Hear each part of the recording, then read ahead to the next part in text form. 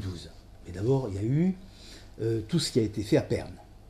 Tout ce qui a été fait à Pernes pour restructurer, valoriser, développer les zones de Prato qui se sont construites au fil du temps. Quand même des travaux importants qui ont donné lieu à une inauguration il n'y a pas très longtemps, fin novembre, de la réhabilitation de Prato 1, qui était un chantier qu'on avait en projet depuis pas mal d'années, et puis l'ouverture de Prato 5 qui a mis sur le marché un certain nombre de parcelles et qui sont aujourd'hui, sur les 11 parcelles, il en reste 3 qui sont inoccupées, les autres sont toutes occupées par des entreprises. La détermination de la communauté de communes sur le plan économique se marque par le fait qu'elle est rentrée vraiment avec beaucoup d'enthousiasme dans la démarche impulsée par le département sur la requalification, l'extension, l'embellissement des zones d'activité.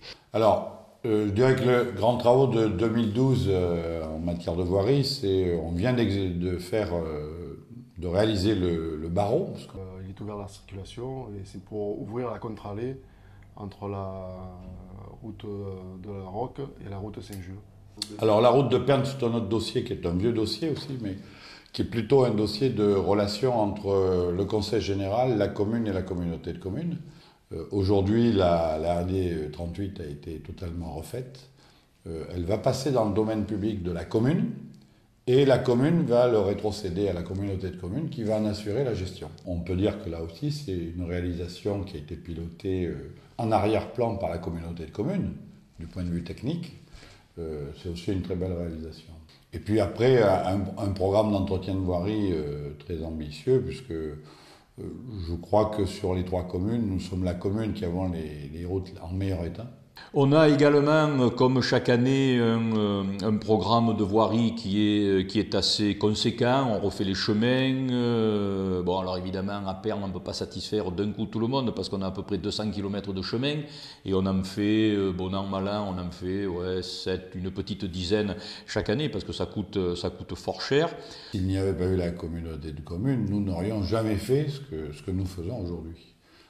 Pour nous, c'est pas compliqué, ça a été 17% de plus de travaux que nous avons fait, que nous aurions pu faire si on était resté seul. C'est une vraie solidarité avec le plus petit.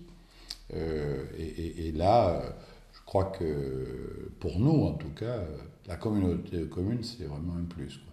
Oui, depuis plusieurs années, j'ai vu Alten progresser au niveau de l'embellissement, de nos routes,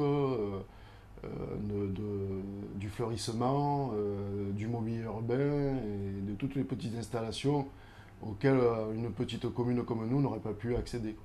Pour la commune de Pernes, concernant la communauté, nous pour notre commune, ça nous a beaucoup apporté, énormément, depuis 10 ans. La commune de Pernes, tout seul, on n'aurait pas pu faire tous les travaux que nous avons fait depuis des années. Alors pour moi, le chantier le plus important de 2012, c'est le chantier de la route d'Avignon, évidemment. Le chantier a été pensé justement au développement durable.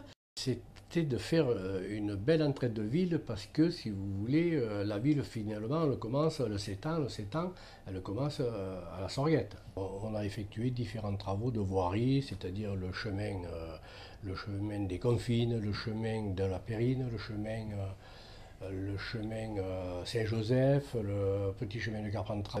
On a fait la mise en sécurité du chemin piétonnier de l'école Ripert, avec renforcement de l'éclairage. Et nous avons créé aussi un chemin piétonnier sur le chemin de la Plaine. Mais la politique du centre-ville, si vous voulez, c'est que d'abord la propreté. Nous avons mis une équipe en place, une équipe urbaine en place qui tourne 7 jours sur 7. À pied pour nettoyer la ville.